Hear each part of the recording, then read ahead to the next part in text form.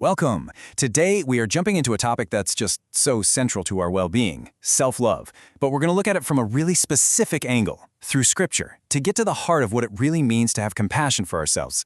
Let's get right into it. So let's just start right here with a really direct question. I want you to take a second and really think about this. What is that voice in your head saying about you? Is that voice your biggest cheerleader, or is it your harshest critic? Figuring that out is step one, and honestly, that's the whole reason we're digging into this today. Here's our game plan. We're going to start with that inner voice, then we'll look at the scriptural foundation for love. We'll get into a specific kind of love called agape, see how it all connects, and then wrap up with a choice that could genuinely change your life. It all flows together, you'll see. Okay, first up, let's talk about that voice we just mentioned. The goal here is pretty simple, but it is so powerful. It's all about learning to identify those negative voices that mess with how we see ourselves. According to the material we're looking at, this is ground zero. This whole internal battle, it's not just you. It's a completely universal human experience. And just acknowledging it, just recognizing it, that's how we start to apply compassion, not just to everybody else, but back to ourselves. All right, let's build on that.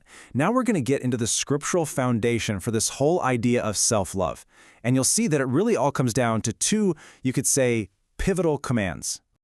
And we're not just talking about any old verses here. The source really emphasizes that these are considered two of the most important commands out there. They're the bedrock for everything else we're about to unpack. And here is the first one. I want you to really pay attention to the exact words here. Love your neighbor as yourself.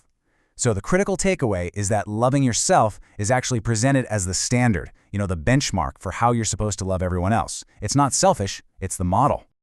Now the second command kind of builds on this by showing us where love even comes from in the first place. This verse is telling us that real, genuine love isn't something we just whip up on our own. It comes from a divine source. And that idea is absolutely key to understanding the kind of love we're talking about. So if love comes from a divine source, what kind of love are we actually talking about? Well, Scripture gives it a name, agape, and the book of 1 John is described as the best place to go for a deep dive on this specific, powerful form of love. What's so interesting here is how this breaks down two huge themes from John. On the left, you've got the claim to love God, but on the right, you see the inconsistencies. The text basically argues that you can't say you love God if you don't also love other believers or if you ignore his teachings. The two are presented as being completely inseparable. And that brings us to a really clear definition. Agape love, it's not just a warm, fuzzy feeling. It's defined as a divine, unconditional, and even sacrificial kind of love. This is the high standard that Scripture talks about, and it's the kind of love we're meant to apply to God, to others, and yes, to ourselves. This leads perfectly into our next section, because these different forms of love, towards God, ourself, and others, they aren't separate things. The source material calls them inextricably connected, almost like links in an unbreakable chain. This verse from Galatians just hammers that point home. It shows just how central this command is. It's not just one rule on a long list, it's presented as the fulfillment of the entire law. And there it is again, that all-important standard, as yourself. And this illustrates the flow perfectly. It all starts with loving God, who is the source of agape love. That love then empowers you to love yourself, to acknowledge your own value. And then, from that healthy place of self-love, you can genuinely extend that same compassion out to your neighbor. It's a really logical and powerful sequence. And here we have the ultimate example of this love in action. See, it's not a passive idea. It's a call to walk in love. The model here is one of sacrifice, a love that gives of itself for the good of others. And that's what completes the chain. Okay, so we've walked through the what and the why. Now we're getting to the most important part, you. This last section is all about turning these big ideas into personal reflection and, hopefully, into action.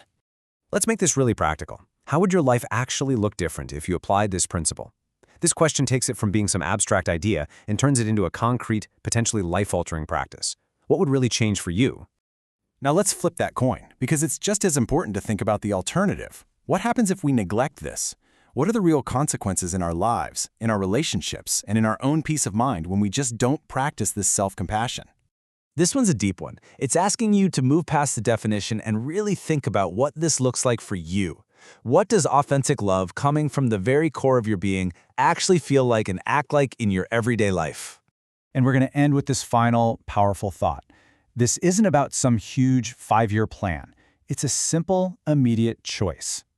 After everything we've talked about, what if you just chose to walk in this kind of love for God, for others, and for yourself, starting right now, today? What do you think might happen?